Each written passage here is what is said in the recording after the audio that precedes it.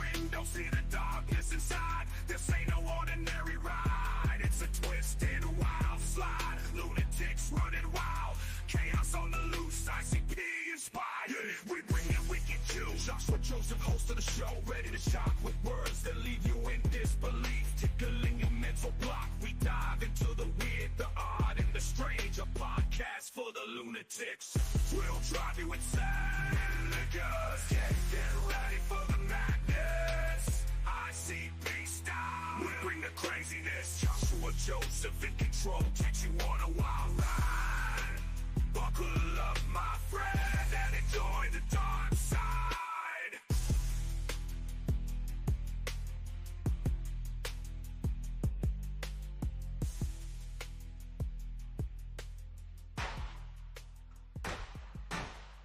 It's time to Joseph, host of the show, ready to shock with words that leave you in disbelief, tickling your mental block.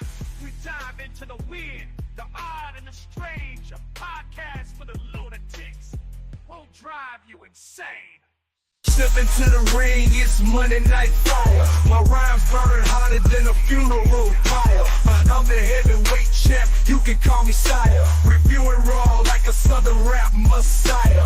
Crossing over lines like I'm Stone Cold Steve Austin. Flipping opponents like I'm Randy Orton. Dirty South flow, my words they be caustic. Every verse I drop got them head nodding. Spit lyrical punches like a ruthless fighter. Got the crowd hype, I'm the crowd igniter. Breaking down the raw matches, no denier. Dirty style rap, I'm the Monday Night Supplier.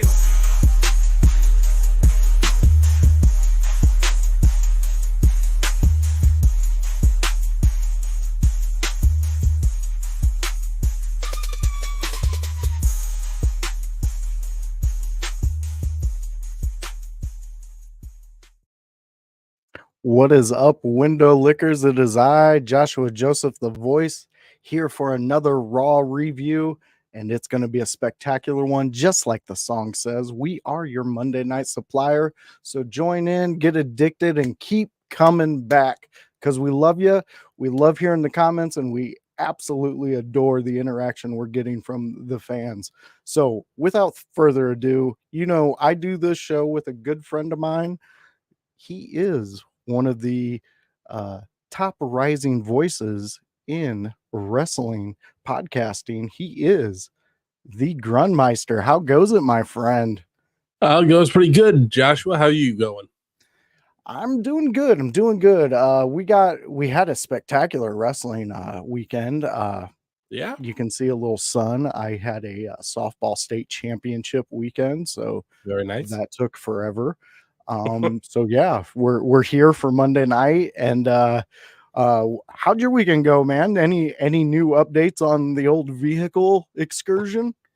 Thankfully there nothing's severe, but things that do have to get rear springs, I think it was need to get fixed, but nothing crucial, nothing life threatening, thankfully. And nothing. Well, that's good. Yes, that's good. And we at least know. No, go I'll ahead. I'll be okay for a while, but exactly what I was gonna say. All right, well, Grun, we're bringing a friend of mine over here, somebody you know, somebody you've interacted with on the In Your House Sunday podcast. He is Alakon, the Concept House, and he is joining us right now. How is it, my friend House? How are you doing? What is up, man? Glad to be coming on to your show. You've been doing In Your House for a long time now and making that show great. Now I get a chance to come over here, work with you, work with Grunmeister. Haven't had a chance to have a direct interaction with Grunmeister outside of like the chat. He keeps it real active on Sundays. We do appreciate it, man. I'm excited to come on here, talk a little Monday Night Raw, talk a little bit of the castle, man. This is going to be a great discussion. Let's do it. Yes, I'm excited to see you're into this, and we're happy and fortunate to have you here on a Monday night review show. So let's get into it, Grun. Right. What do you want to talk about for Monday Night Raw? And fans, before we dive into this is going to be a more castle heavy show. we did the Raw set up for a fantastic pay-per-view, or PLE, excuse me. I know there's some proper people out there.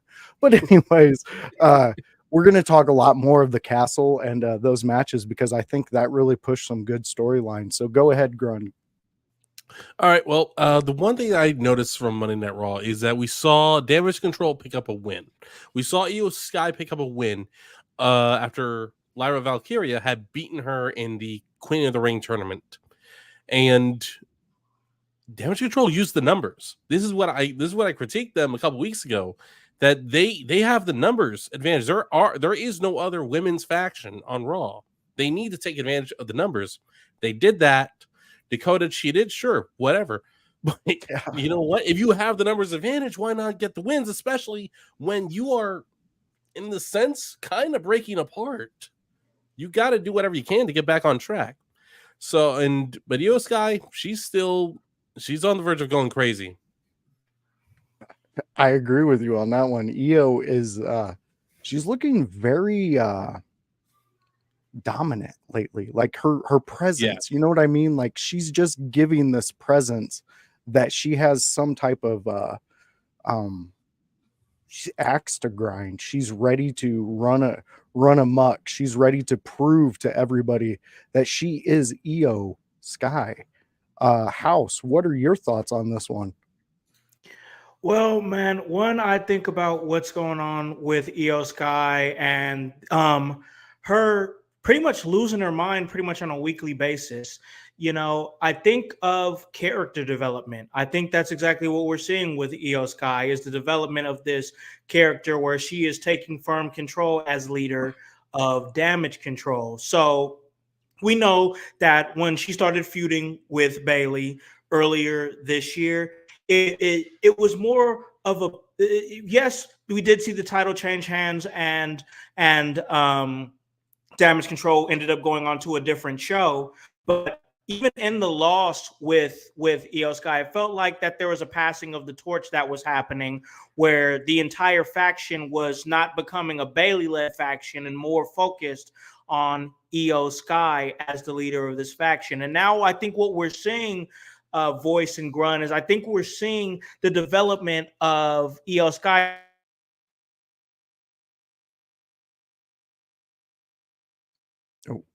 Oh no. Did he cut out? Oh, I think he did. He cut out. We will get back to as soon as Khan gets back on. We'll get back to that thought he had going. Grun, I'll pose this to you until we get him back. Is Io Sky the right step for that faction for the next leader? No, I don't think she is. I think you need someone who can inspire, and I think Dakota can be that person to lead Damage Control. If it's not Dakota, Asuka, she's got the experience. She knows how to be dominant, immensely powerful, and always in control. Io Sky she had it pretty easy with Damage Control, and so, like I said, like when you have the numbers advantage, take advantage of that. And when she lost, because she didn't have, I don't remember if Damage Control interfered in the WrestleMania match, but even if they did, like clearly it didn't mean anything. Bayley still won. Yeah, exactly. So it's like if someone does have to remember, I don't, but if Bayley beats Io without Damage Control anywhere nearby, then that means that tells Io she wasn't ever really that good. She wasn't good enough to beat Bayley. Yeah. So now, what do you do with your Io? No, I completely see that where you're coming from. I mean, that leaves a huge wedge of doubt in the leadership of Io Sky. But here's where I pose to you. You brought up Asuka, and I'm as a fan, I'm there with you. But as somebody who has to talk about Monday Night Raw, is Asuka past her prime to do something like that? Knowing Asuka does want to help the younger talent come up and she's willing to do whatever is need be for them to come up. Um, is Asuka fit for the leadership role there? I think she is. I think she's more Okay. fit for the role than most people give her credit for. Uh, because we do need to consider this, that Asuka, I believe she came over to NXT before Shinsuke or around the same time as Shinsuke, and I believe was it was one. around the same time. Yeah, and in NXT, Shinsuke and Asuka were the first two Japanese-born wrestlers, so as to be given a very good showing in WWE, probably in a long time. I don't. Maybe Ricky the Dragon Steamboat is another Japanese wrestler that comes to mind that had a good running, but that was a very long Yeah, that time was ago. far and long in between. Yeah. So with Asuka having really a very impressive career in WWE, um, she could absolutely be the mentor for not just Io and Kyrie, but maybe for Julia as well.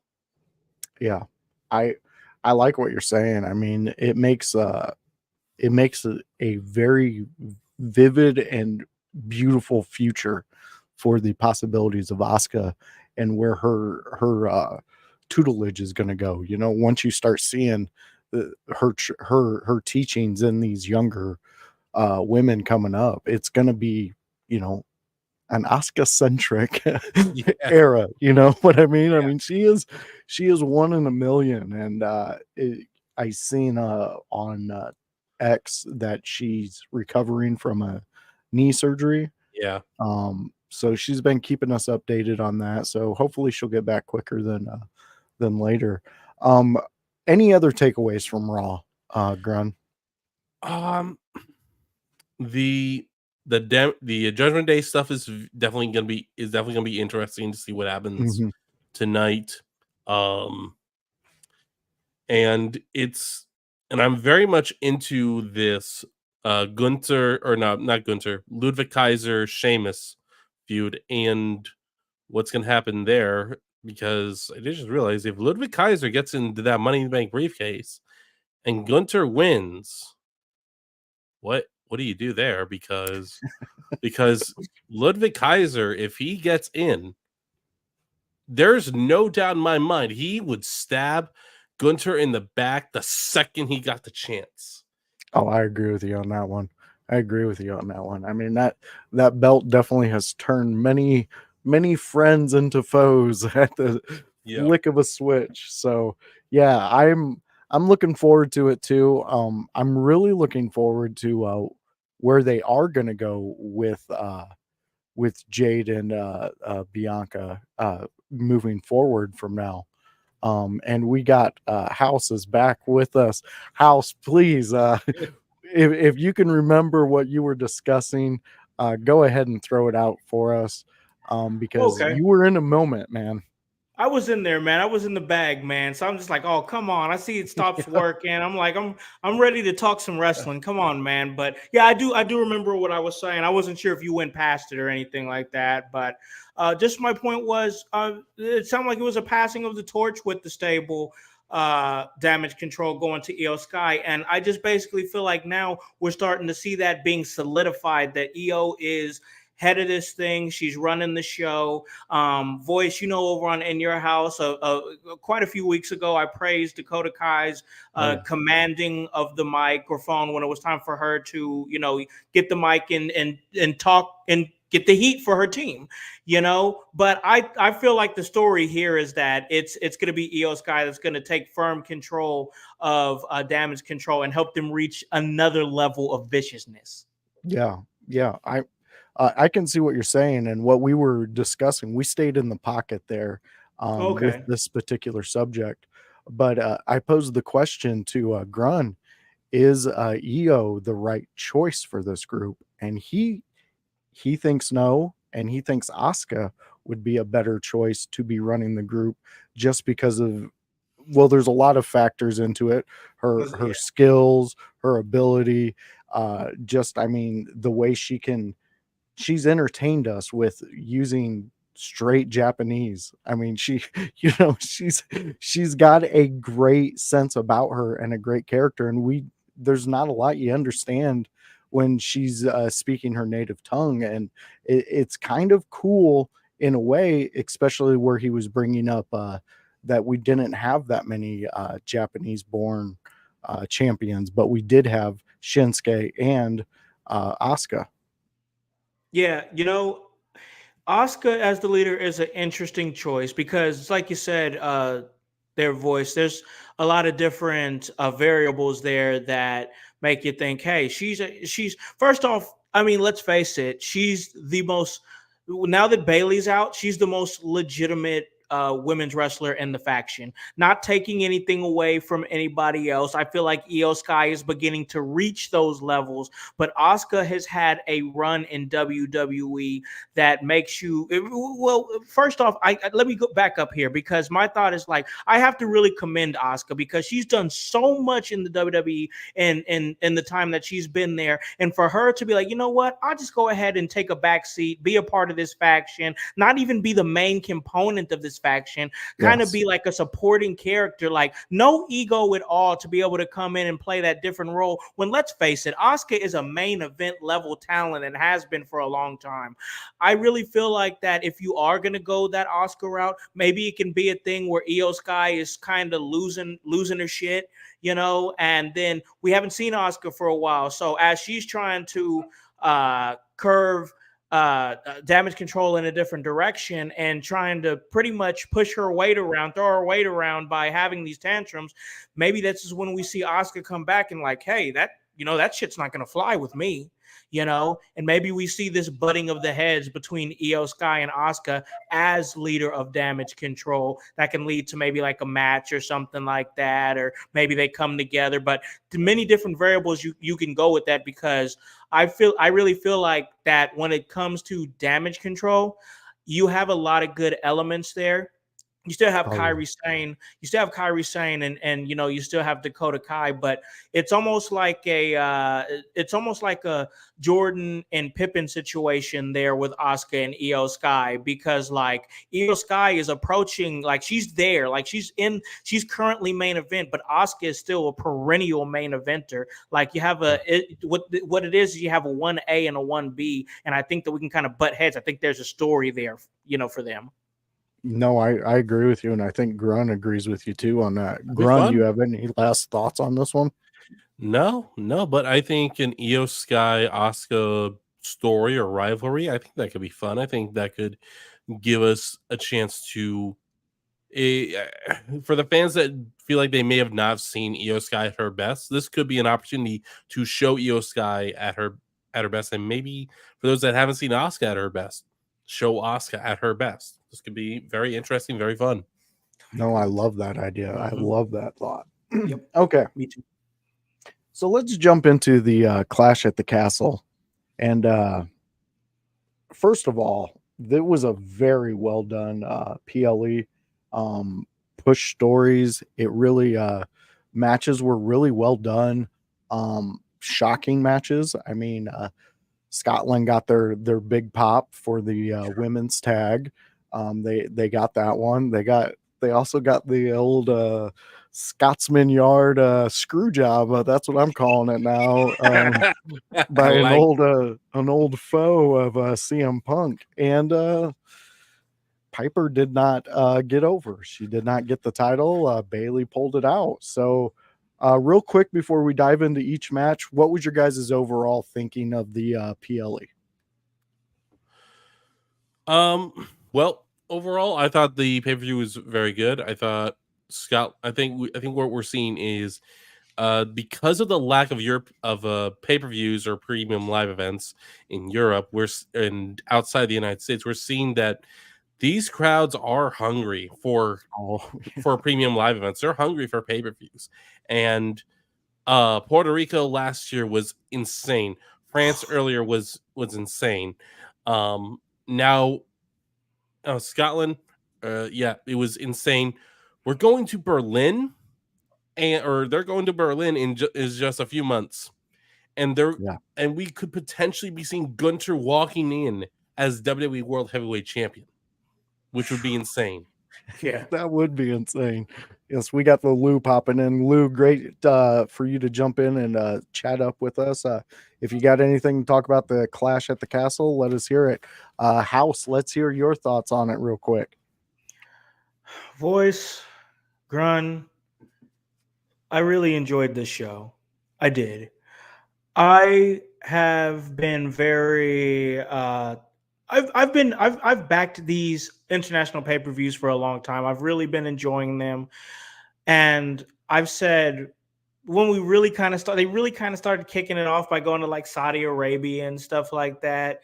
And it seemed like we was getting like terrible matches. Like, I'm sorry, like nobody wanted to see a really old Undertaker and a really old Kane go up against a really old Shawn Michaels and a really old Triple H. Like nobody wanted to see that on TV. Nobody but here's the thing though, they learn from their mistakes, like they have learned from their mistakes and they realize that in some kind of way, every PLE has to matter. We can't just phone it in because it feels like that you are just getting phoned in matches and stuff like that and predictable. And to be fair, a lot of them still are pretty predictable. You touched a little bit, Voice, on the title change that we did have, and I'm sure we're going to get to that. But this was a good show. I was a huge fan of the AJ Styles and Cody Rhodes I Quit match, mainly because they were criticized. WWE got criticized for, you had AJ Styles versus Cody Rhodes at Backlash, and I had a great match, but there was no build-up for it. And my response to that is, well, he just came off WrestleMania with Roman, so of course he's not going to have that much time to ramp up a feud with AJ. So that criticism came and went, and then they went back to the well with that, with AJ, with the fake retirement angle, and then having a great I Quit match. I just thought that match was great. It was everywhere. I did not expect all that in the opener, but man, It was just good old-fashioned violence, and I thoroughly enjoyed it. All around the show, I believe, was a good show. I agree with you. And let's kick off with that beautiful segment there, and let's just jump into it. So we did have Clash at the Castle. It was in Scotland. And like House alluded to, the very first match was AJ versus Cody. And I want to pose to you guys, have you noticed that the opening to these PLEs that are overseas are having big fight feels from back in the day, like on HBO, a big boxing fight that was going to be on. Just their video packages are being done so well. You can definitely see the UFC type team up with them in the video packages. I kind of noticed that at the very beginning of the PLE, and I thought they were doing really well with that. But besides that, we started, like I said, with AJ and Cody, and I hated the entrances for this one. They didn't have that, the Cody factor, the AJ factor. But going along with what you were saying, House, I thought that this was a well done match. This was a perfect I Quit match. There was some discussion brought up by our friend Paragon, where he did not like the very ending with Cody just blasting AJ with the stairs when he could have made the choice to not do it. And he had a very good reasoning. If you're a babyface, maybe you shouldn't be hitting people in the head with the stairs. But here's my counter to that. In this lead up, the story that we got that was done very well, because we were faked out by AJ's retirement, his fake retirement announcement. But the build up to it kind of made it to where you could see a man like Cody getting pushed to that limit to let AJ know, you said you quit, but this is what you made me feel, and you're going to feel it with these stairs. Other than that, I thought this match was really well done. They really pulled everything together. Grun, why don't you go ahead and hit us with your thoughts on this AJ Cody match? I agree with both of you guys. I think it was an excellent match. I was definitely taken back at how Cody started off dominant in the match. And kind of surprised that AJ did not learn from Roman. Don't threaten Mama Rhodes. Yeah. Don't threaten Mama Rhodes. And I gotta say, like, I saw AJ losing. I did not see it in this fashion, where AJ says, like, just hearing him say it, seeing that end, seeing AJ say "I quit," and knowing his run in TNA, knowing how TNA was everything to AJ Styles and how he was never going to quit. We believed he was never going to quit. We believed he was never going to make it to WWE.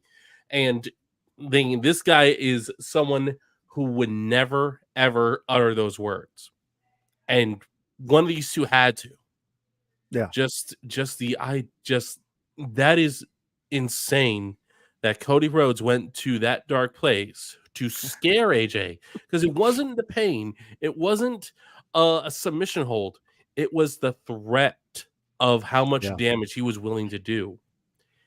It's this is I think we might see a darker side of Cody Rhodes in a year, and I'm all for it. I'm there too. Yeah. House, what was your insight on this one? Your concept, if you will. Yeah, man, I really like what Grun was saying there, and I was kind of thinking it when I was sitting over there watching it. And while I see the point of our guy Paragon, much respect, love him, I kind of got to veer with you on this one, man, voice. And the reason I say that is because, like, you can kind of see it as Cody was coming out in the entrance. You said the entrance felt a little bit flat, but what I saw when Cody came out as a man that was determined, making a beeline to the ring, he felt disrespected by what AJ did. You know, so this is a man that was ready to get his respect back. He felt disrespected. He felt slighted by AJ Styles. He felt like he to be quite frank, he felt like he was boo-boo the fool. He got tricked by AJ. You know, he felt disrespected, bro. So Very like, true. so yes, the threat, just like Grunt said, it was the threat of getting blasted by those stairs that made him say I quit. But you know what? On the other end of things, we have to understand this, man. We have to understand that Cody Rhodes is the undisputed WWE champion. He is at the pinnacle. He is at the top. He can't show any weakness. He had to go ahead and blast him anyway, just to let everybody know, hey, I'm not no bitch. I'm not going out like I'm the good guy, but I also have self-respect, and you're not going to play me. You're not going to play with me. And that's how I see it when it comes to Cody Rhodes and the message that he sent. I felt like that him throwing those stairs at AJ Styles was a message sent to everybody that I can go to another place. There's another side of Cody Rhodes, like Grun said, and I think in a year we can really explore that, because the Cody Rhodes heel turn is going to hit mighty different when that time comes. Yes, I thoroughly agree with both of you on this match, and I really want to see this. I mean, you're the American Nightmare. Show us a nightmare, then. Yeah, I want to see a nightmare. Yep. Okay, so right after that match, we jumped right into the women's tag. We had Jade and Bianca Belair, who were our tag champions at the time, versus Alba Fire and how do you guys say her name? Isla Dawn. Isla. Yeah. Isla. Okay. Dawn. And then you had versus Shayna and Zoe Starks. So it was a triple threat women's tag match. But tornado rules, and like they all three teams had somebody in the ring at all times. Yeah.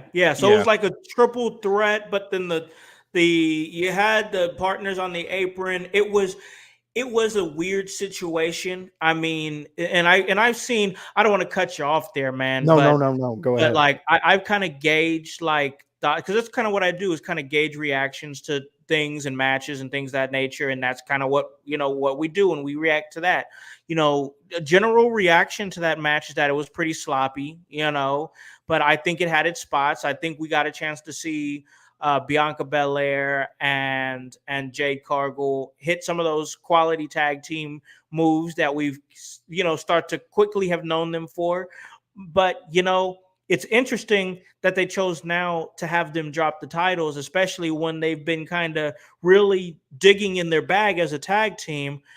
I really feel like that with them making this move, maybe something's coming quicker. I'm not for sure, but where were you at, Voice? Like, I just wanted to say that I think this match was really confusing for a lot of people in a lot of ways.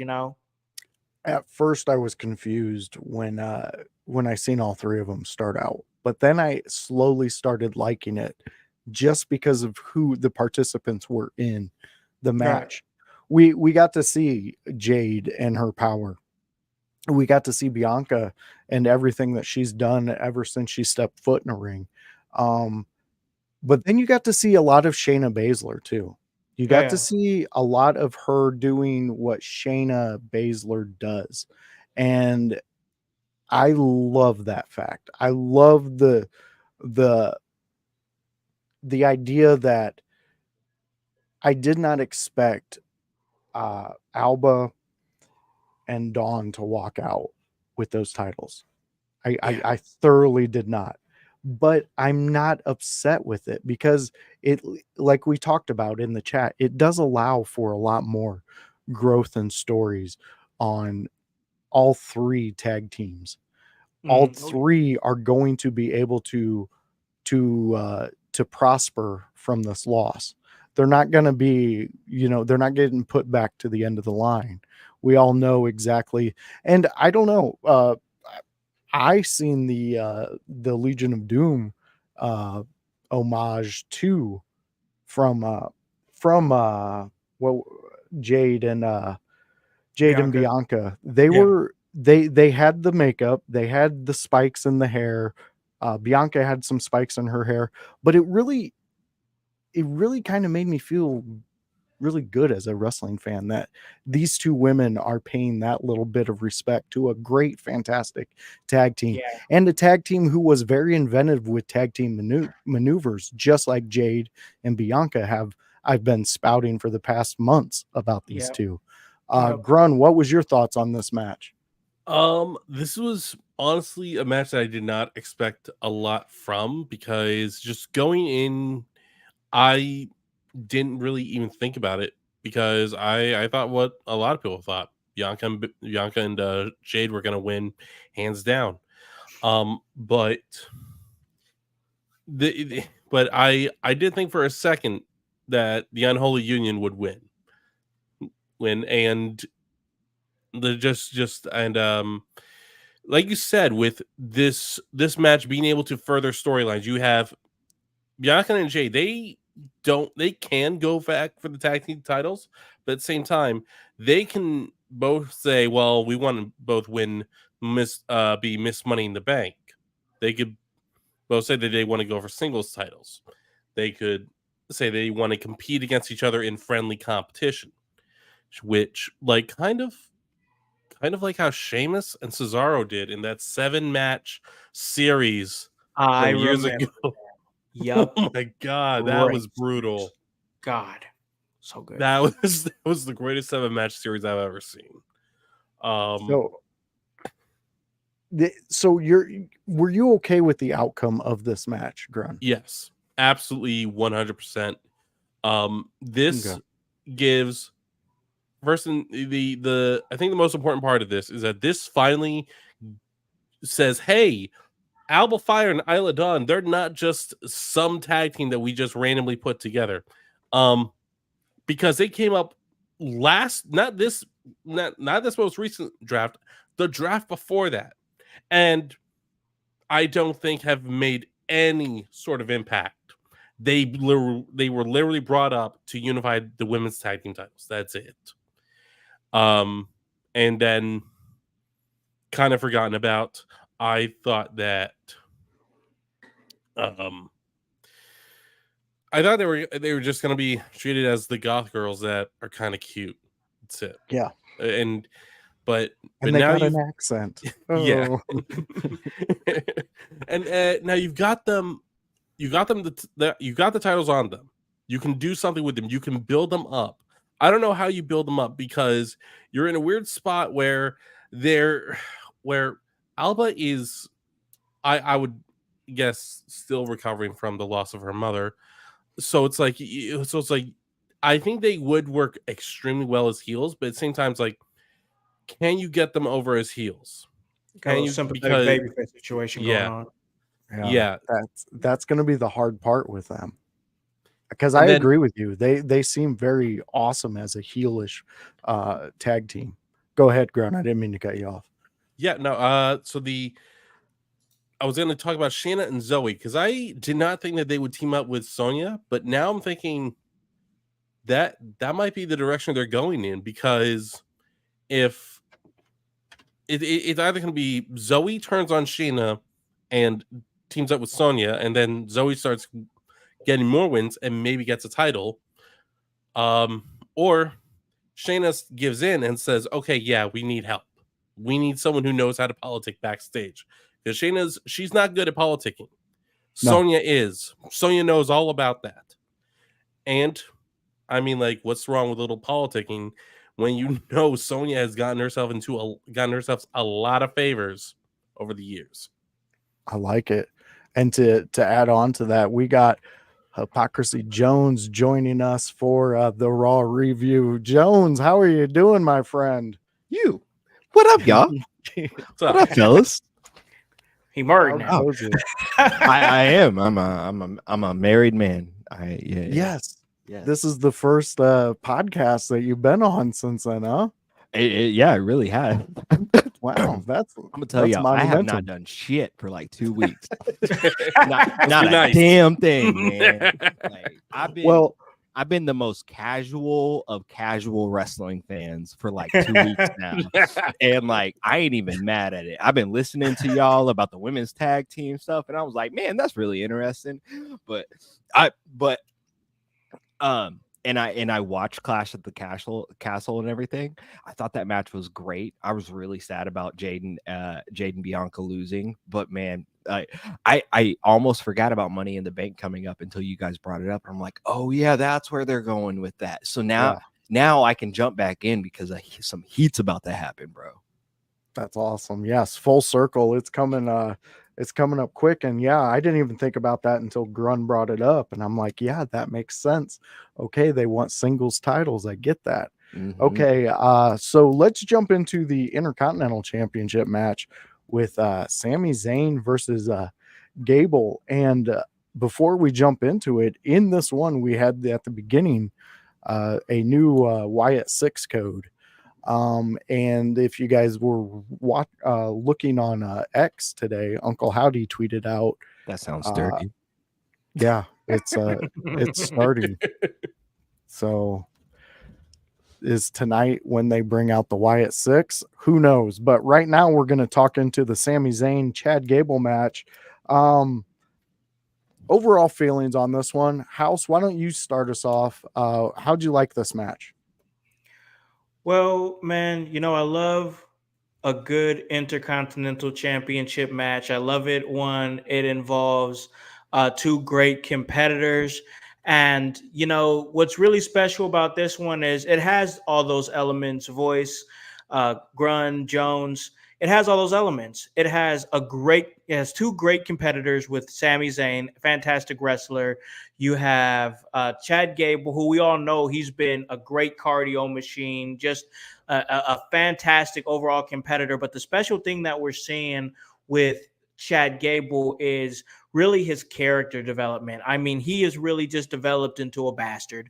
And that's what we're loving about it. We're loving that he's bullying his academy. He's trying to manipulate him, gaslight him, and there's so much moving parts with this story, man, because not only are we seeing Sami Zayn continue to stay over as the fighting Intercontinental Champion, the voice of reason, which is so in Sami's lane, where he's trying to tell the Academy, hey, you know, you guys don't have to take this. And you have Chad Gable, who's just developing into this complete ass, and the development is great, but also at the same time, and I'm not even sure if they intended to do this voice, is they ended up getting Otis over at the same time. And now Otis is getting these huge reactions. And the thing about this match is not only was it just great wrestling, like two great wrestlers having a great wrestling match, it was a great story that was being told involving the Academy.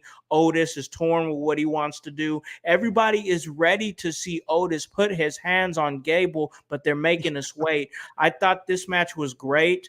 If AJ Styles versus Cody Rhodes in the I Quit match didn't exist, this would be my match of the night.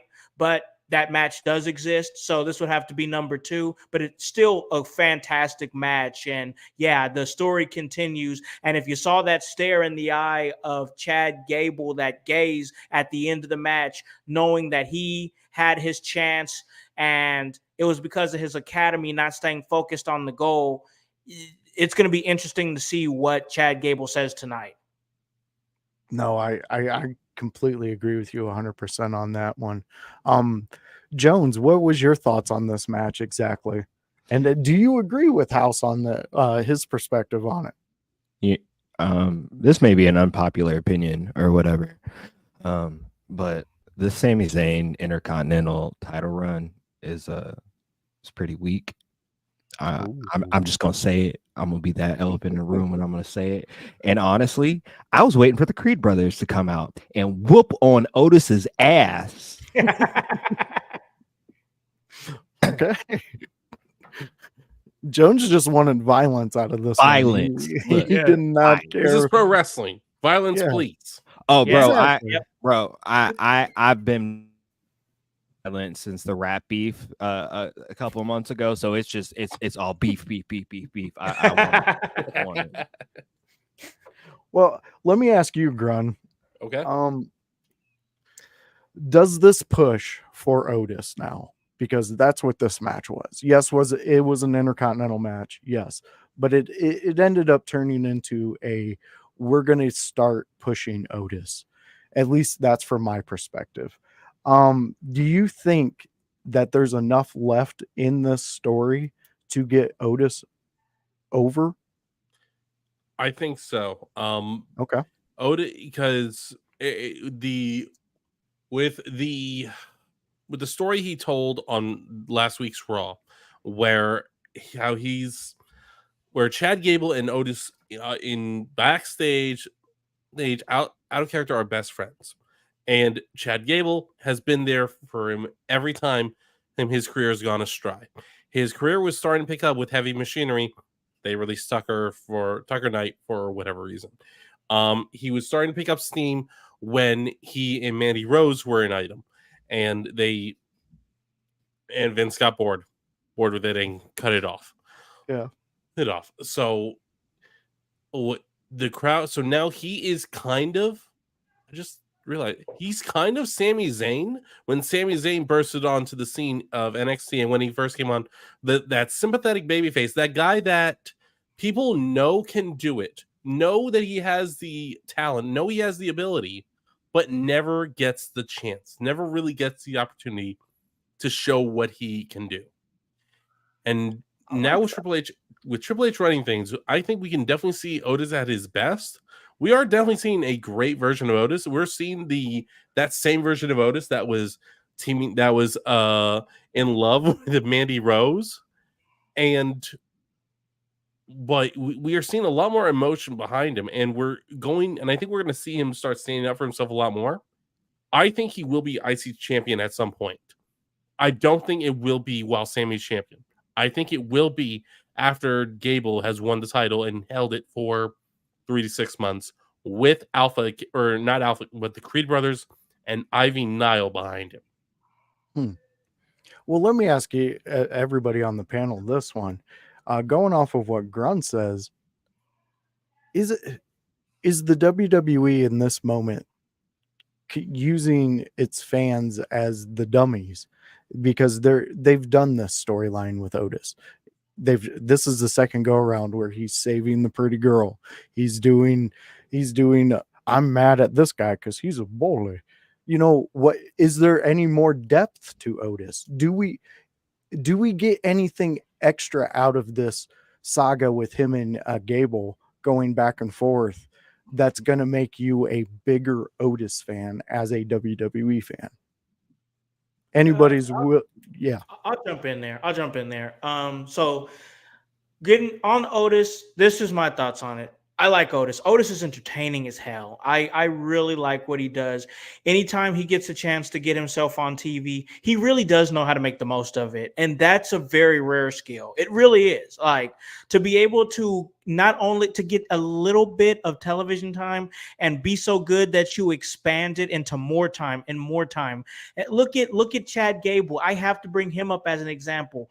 Before I believe the King of the Ring PLE, he had not been on a PLE since WrestleMania 39. He was not being exposed that much, but through the little bit of appearances that he was given, he made the most out of them. That's the exact thing that we see with Otis, is that he knows how to make the most out of them. So my thing is, and I learned early on to always ask what's next. So let's say that we do get the best out of Otis in this Chad Gable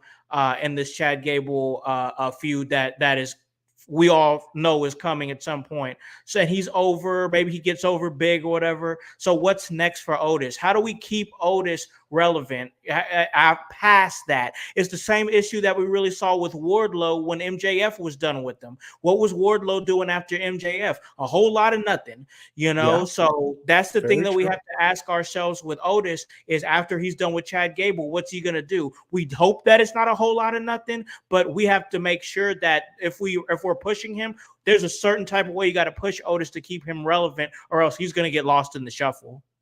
But could you say this? Otis is more designed as what he's doing right now for SmackDown as opposed to Raw. Honestly, man, I think that he can do what he does on either show. I think that'd be a great element for him to be on SmackDown. It might give him a fresh start to do some things and try different. Because here's the thing, Otis, he connects with the fans, which is really hard. Like, there's a lot of wrestlers that are fantastic overall wrestlers, but can't quite connect with the fans. Otis has a connection. So I feel like he can do what he does on either show. But once again, the thing about it is, and I believe that I think it was Grun who brought it up, or maybe it was you, I'm sorry, but is there depth behind? Can he do more? And we're starting to see him kind of come and kind of have these, moral dilemmas mentally, and we're seeing it on his facial expressions when Sami Zayn is talking to him or when Chad Gable is talking to him. But how much deeper can he get in his bag to actually, continue to be relevant, besides, go to the same well of stories that really is only going to be interesting for so long? Very true. Look, y'all are being hella nice over here, and I appreciate that stuff and stuff. But like, what we're seeing here is a redemption arc from the Vince McMahon era. Look, I know I remember Shorty G, and I remember I can't read very well Otis. And don't shame me for saying that, but the man got tricked out of his Money in the Bank briefcase over some legal stuff. So, Yeah. I think this is a redemption arc, purely because Paul Levesque maybe was like, hey, my dad-in-law, he did y'all wrong. Let me fix this. But I don't think we're seeing anything more than what we've seen before. We knew that both of these characters were charismatic characters. We knew that they could draw us on somewhat of a level. Like, Otis is always going to be that lovable guy that you want him to succeed, but ultimately, do you really think he's going to? When he has to come up to a Roman Reigns, or even, and look, I'm gonna say it, even though the dude's on a losing streak, come up to a Solo Sikoa or somebody like that. I don't see Otis passing those people. I see Otis and Gable passing each other or passing the baton to each other, like you guys said, with potential Otis potentially taking the Intercontinental title away from Gable down the line. But I don't see anything higher after that. And maybe I'm wrong, but I call myself Hypocrisy Jones for a reason. Man, Grun, if I could what's just, your? Oh, if I go could ahead, just House. I'm sorry. I just wanted to build on that. Like, there's like, and there's nothing wrong with the mid card being your pinnacle. You know what I'm No, saying? Absolutely. Like I don't. You made a great point there, man. It's, with you saying that, I don't see him getting past no Roman Reigns or a Cody Rhodes or a Seth Rollins or an AJ Styles, or no, like it's not realistic for him. But keep him in the mid card. He could be a great mid card champion for a while before he ultimately drops it to somebody that they really want to get a rock to, whoever is past that. And that's somewhere down the line. But no, there's nothing wrong with being in the mid card. If that's his pinnacle, then let it be that. And he could have a great run, and hopefully he make himself a lot of money too, so. Oh, absolutely. I don't think there's anything wrong with them being in that lane that they're in. I just want to be realistic in our thought process of how much can we push this guy. And can I be real? Like, we hope so. Be real. I'll be happy when this IC title gets away from all three of them, and we move on and we build this IC title with some prestige again. But I feel like it's on that fall off point. And that's the point. That's what I'm looking at. Who's the next person that can really build that IC title? And I'm not overly knocking Sammy. He deserves that title. Honestly, he deserved a world title. Deserves a world title.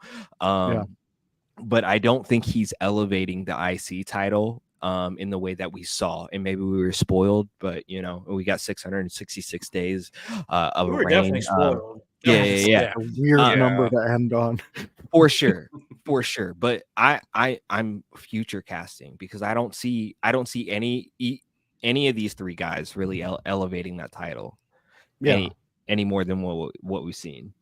No, you're being extremely realistic on that one, and I see exactly where you're coming from. Grun, what's your thoughts to round out this subject on Otis? He kind of took up a lot of time on this one. Otis. He's Otis. He's over. He's over. It's all right. I agree. I don't think Otis is going to be world champion. I don't think he's going to be able to run through a Solo Sikoa, Roman Reigns, Cody Rhodes. I think he could be a great mid-card champion. I think he'd be great IC champion for a little bit. I think that we are seeing a redemption arc, like Jones said. I think that's what this is. Hopefully we get the happy ending that we've wanted to see with Otis for a while. Couldn't agree more with you on that one. All right, so what? Oh, go ahead. I don't really know where he goes from here because after the Creed brothers smash him tonight, like I don't know if they're gonna use him for a minute. I think there's a avenue that they can go down, and House kind of touched on it, and I think we might start seeing maybe more of a darker Otis and more of his moral decisions coming to a maybe not letting somebody fall off a rafter or something like that. It's going to be more intense because, again, they're going to Netflix and they are going to be pushing the envelope. If you keep Otis in this corner, he's going to get lost in the shuffle when they go to that next level. So hopefully they figure that out. But for now, we are going to jump into Bayley versus Piper for the women's title. Now, I went into this not a Piper fan. I didn't understand Piper. We were in the chat multiple times. You guys heard me say it. Yep. But I came out of this match respecting Piper and what she can actually do in the ring. I thought this was a great match.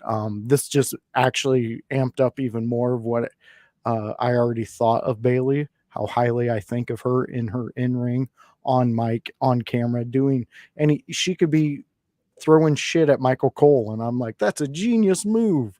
But where where are you guys on the next opponent, the next moment for Bailey after this match? We'll discuss this match, but I would like everybody's thoughts on what's next for Bailey, because I don't really see what her next move is after Piper.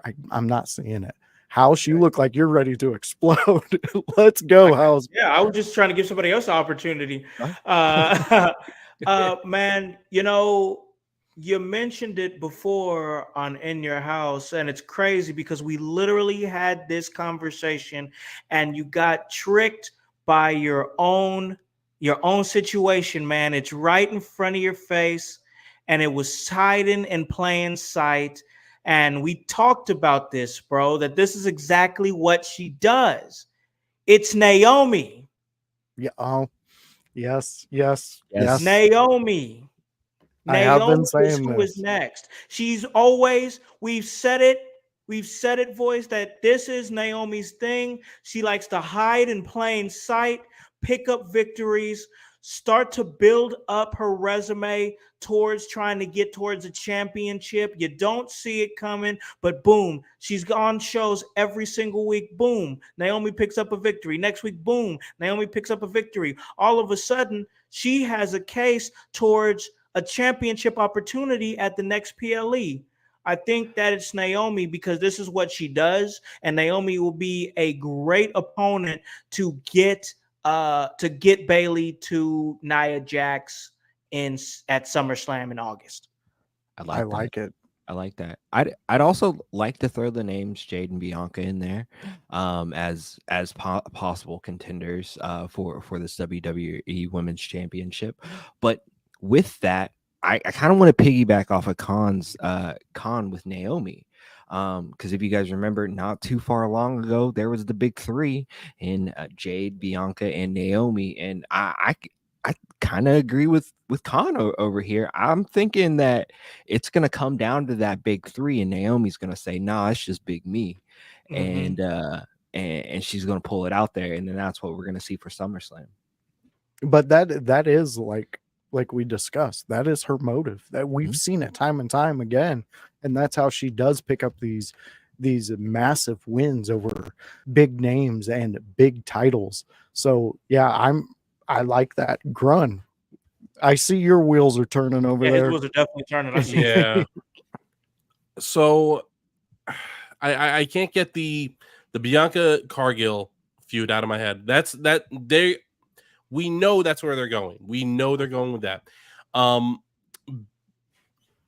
Bailey I don't think she's had a great title run. Like, I'm glad that she's gotten the wins. I'm glad she won at WrestleMania, but I have not been feeling like this is the run I was hoping to see from Bailey.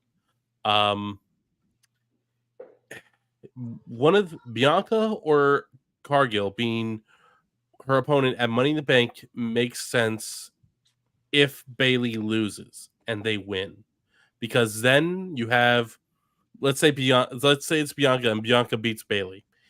Bianca goes into SummerSlam fighting a very monstrous, large woman in Nia Jax, showcasing strength, which is the basis of this rivalry between Bianca and Jade. Yeah. So WrestleMania comes back around. You have Bianca Belair, the EST, taking on Jade Cargill, the physical freak of the women's division, in a powerhouse women's version of Goldberg versus Brock Lesnar, if it wasn't revealed that they were both leaving the next night. Yeah. So Grun, let me ask you this. You're in your head, this is all setting up for the next WrestleMania, for the moment that Jade and Bianca finally get to go at each other. Yes. I think that's where they want to go. At the same time, Triple H doesn't want to look anyone over. I think the idea, because so we have Tiffany Stratton trying to get Nia to agree to Tiffany and Nia team up, which could be a good team. It could be a good way to submit Nia Jax as the dominant force that we know she has the capability of being. And Tiffany Stratton being that sneaky little bitch that it finds a way to get to the main roster or get to the main event scene without really having to do a lot of work. I mean, you're laying it out, man. It's not that far to actually like think about, because this would prove, if this is actually where they're going and it's going to lead up to that WrestleMania moment, this would prove all the doubters of Jade being able to carry a story, Jade being able to stay relevant without a big name with her, Jade being able to keep gas in the tank, because she's got that entire time to go after opponents, to build up to a Bianca WrestleMania moment. And we already know Bianca can do it. And we know Bianca can get anybody to the level that they want to be at with just her being a team member of them, a friend of them. She can get you there. So I'm buying what you're selling, man. I think if that's the route they're going, that would be masterful. And I like that, that actual picture you're painting. House Jones, what are your thoughts on what Grun was just painting there? I like it, man. I like the idea of Nia Jax. I like every bit of it. I told you my casual fanness has been creeping in over the past couple weeks, because a part of me kind of forgot about Nia Jax, and I know I shouldn't have, and shame on me. But I wasn't even tracking her on the radar. But that's a testament to this women's division and how absolutely it is. Yes. House, what was your thoughts on that one? Well, you know how I've been feeling about Nia Jax and her work. I really feel like that this is a refreshed Nia Jax after leaving the company and coming back. It really feels like she's having a lot more fun. Yeah. I like Tiffany trying to get stick herself to her underbelly and try to keep herself going through those mazes, because you have to have, yeah, in the current climate of WWE locker rooms, as we all know, factions are a huge thing. You always got to have somebody watching your back. Like I said before, it's like being in prison. You got to make sure you have somebody watching your back, and that's the current climate, man. So, yeah, man, I love everything that Nia Jax is doing. I would be seeing Jade go up against Nia Jax at SummerSlam. I'd be fearful of that, just because I don't see either one of them as ring generals right now. So there'd be that fear. Like you throw Bianca in there. I think that it's just a better element, because, as I've said many times in the past, I've seen Bianca looking like a deer in headlights in a wrestling ring to becoming a ring general. And I feel like Jade can get there, but she's not there yet. And I don't think putting her against somebody who also seems like at times she needs to be led in the dance, that her being Nia Jax, I don't feel like being on that stage at SummerSlam, putting those two up against each other, especially with the recent issues that we've seen from Jade. I'm not bashing her. I'm not being that guy.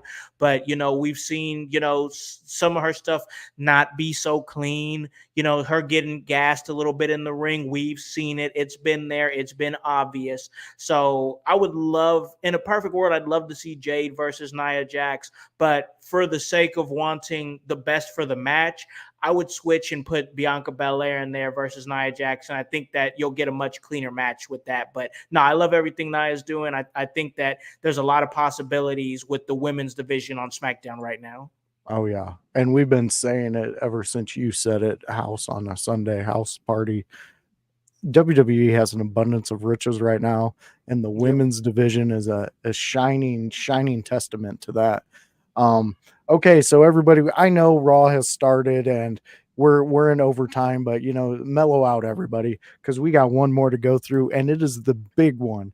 And honestly, this is the most ruckus main event I've seen in a while, where we had Drew McIntyre versus Damian Priest for the World Heavyweight title, and Damian Priest walked away with a victory. He did not need Judgment Day's help at all. Judgment Day was not involved in one bit of that match. But there was one guy, one Chicago guy who came out and that we Scotland, I thought it. I was like, oh my God, they're giving it to Drew. Drew is getting over in Scotland. Boom. Ref comes out. Who is it? It's CM Punk, and he just gives the old 2 fingers to Drew McIntyre, and then he split them balls real quick and dropped him. Grun, let me go to you first. Right. What was your overall on this one? Overall, I thought this was a very good match. We got to see Damian Priest hold his own against a very formidable opponent in Drew McIntyre. We got to see Drew McIntyre fully focused for this entire match. And I know Damian Priest in the press conference said basically said Drew screwed Drew again.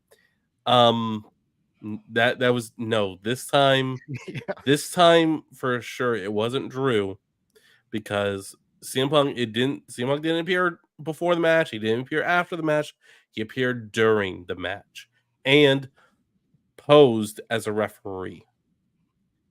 CM Punk screwed Drew McIntyre. That is not up for debate. And now Damian Priest took advantage of that. That's completely good for him. He absolutely should. But Drew McIntyre, he made an enemy with CM Punk.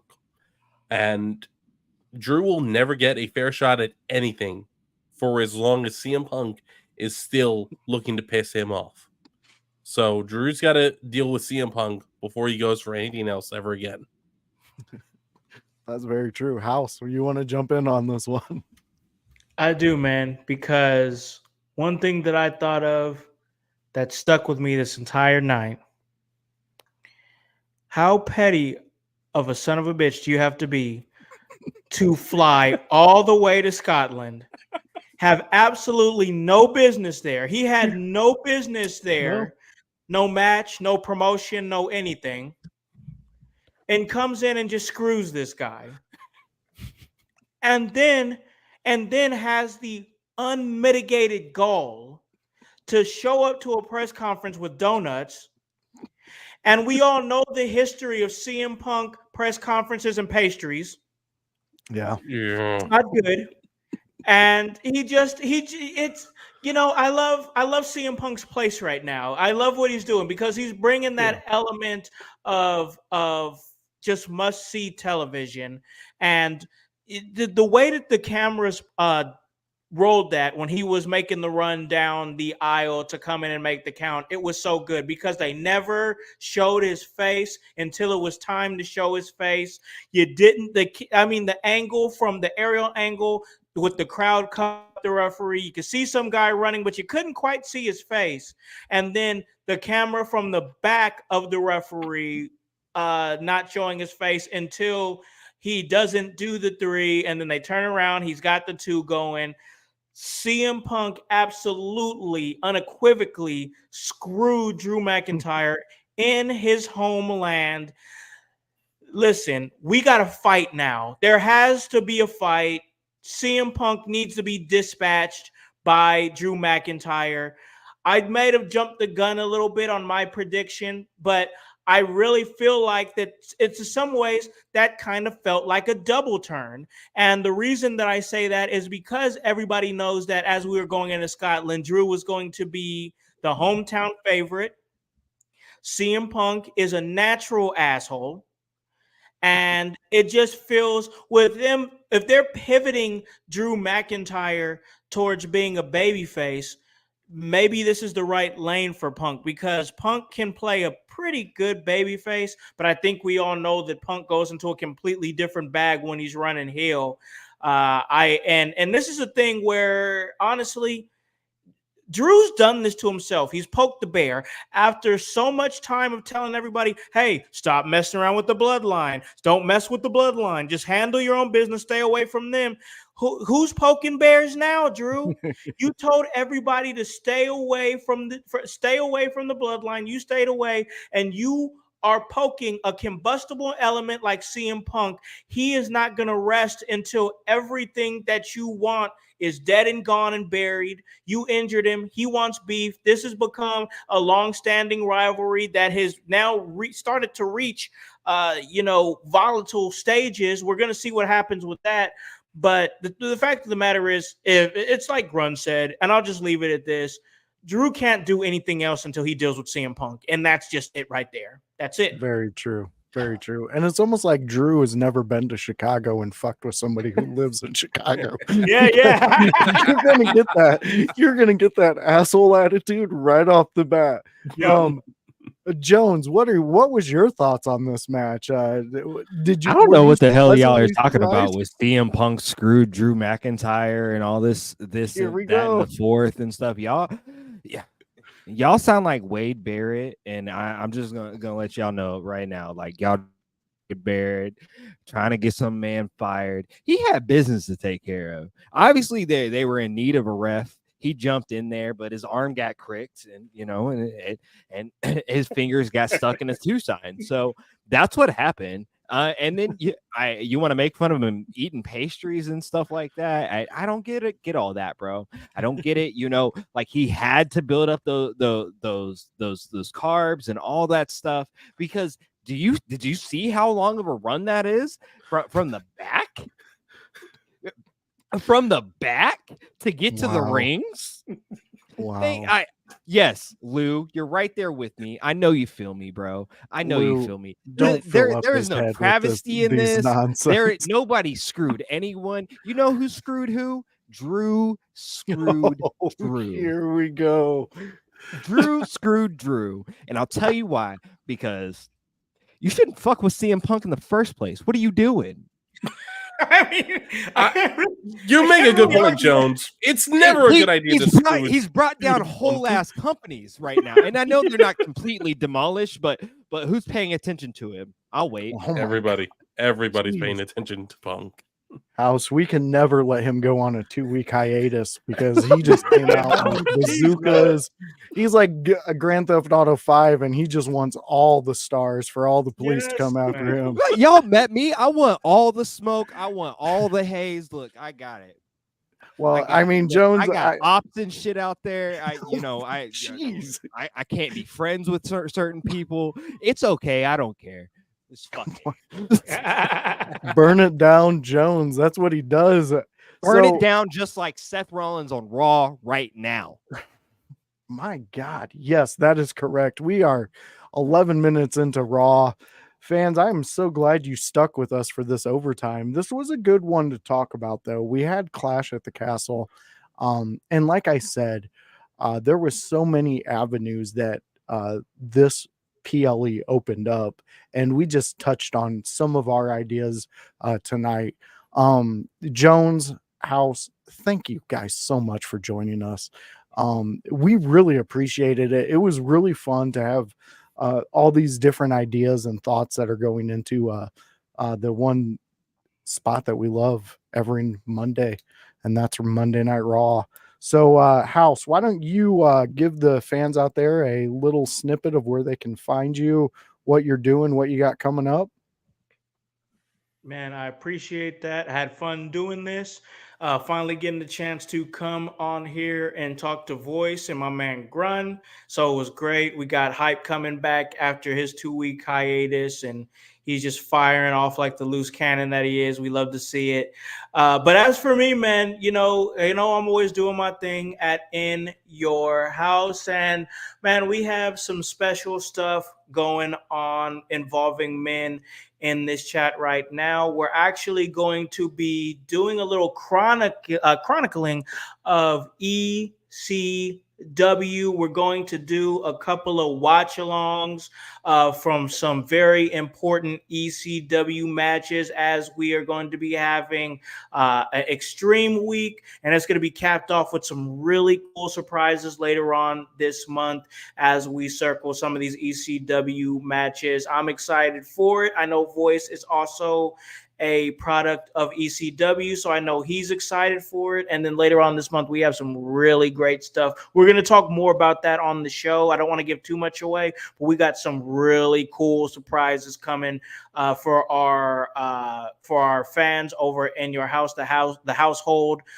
It's going to be great. So you can catch me doing that. We're going to be doing that. It's going to be fun. And then, of course, we have Emerge. I do some work with Emerge Wrestling as their color commentator, and I do some talent relations there as well. And we're going to have our July 3rd show for July 4th. So it's going to be fireworks and fisticuffs, and it's going to be the return of the World Heavyweight Champion Paragon. It's going to be a great night. We're going to have a battle royal there. Whoever wins the battle royal will face Paragon later on in the night for that World Heavyweight Championship. So I will be there, the best seat of the house for Independence Day at Emerge in Columbus, Indiana. But yeah, man, you already know I'm doing my thing in your house. Took a little bit of time off, but now I'm just chilling here. So like, I'm happy to do some content.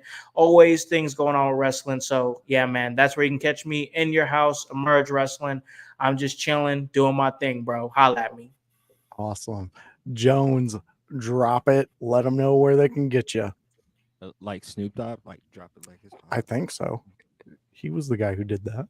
Yeah. Yo, what up out there? My name is Hypocrisy Jones. I'm absolutely batshit crazy. If you have not met me, I do a whole lot of things. I'm right here on In Your House. We do the Sunday house party.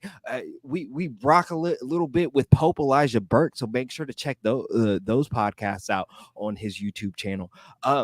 I also do a podcast with friends in my local community. It's a community satire. We do a community satire podcast and a page called the Kokomo Press. But along with that, every Thursday night, we do open mic comedy in our hometown. So come check us out. If you're in the Midwest, in the Indiana area, around Kokomo, Indiana, we do comedy every Thursday night at Cooper's Pub in Kokomo, Indiana, 7 p.m. We have 15 slots, 5 minutes apiece. Come get your funny on. Come see if I'm funny. I don't know. Whatever. All right. But anyways, come on Sundays to In Your House when we have a house party, and I'll talk all the shit, man. I'll break kayfabe. I'll talk shit about dudes named Chris. I'll talk shit about mamas, daddies. I don't care. So, Grun, where can people find you? You guys can find me on Twitch at Grunmeister. I do a lot of gaming right now, a lot of Call of Duty. Occasionally I throw in a different game, but I just stream for fun. And this is always fun to me. Yes, it is always fun. Fans, you know me. Jones, you got a fan in the Lou. He absolutely, he adores everything you're doing, buddy. But you know what? Come hang out with us. We got the Sunday house party. You heard my friends talk about it. You got Grun doing his thing, playing video games, shooting people, having fun. Go join him, talk some shit in his chat. And our fans that are out there, Tony Gonzalez, go join his crew. Go see what they're talking about when it comes to wrestling. They are, they got it. Gonzo Wrestling, it's Wrestling Room. Yes, Gonzo Wrestling Room. Gonzo Wrestling Room. Go check them out. They have some good insights on a lot of the stuff that they talk about. They work with a lot of different promotions. So go check them out, have some fun, hang out with them. And of course, the Lou, our friend, go check him out. He's always streaming throughout the week. You can catch him on Twitch. But In Your House, Window Lickers, Grunmeister, we're all building up community. So come join us. Keep coming here. Like it said in the song, we are your Monday Night Raw dealer. Come get addicted with us. Have some fun. And we got our own Jones here. So you can be jonesing for some more of us and come back and see my beautiful friends that I got. So come hang out with us. Stop in. Support everybody doing their thing out there. And we will catch you on the next one.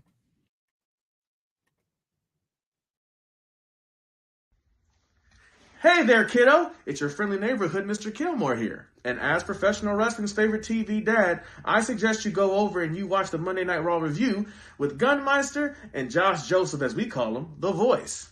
Comes on at 7 p.m. and it is brought to you by In Your House and Window Lickers. And when you're done, go get some stank on your hang down.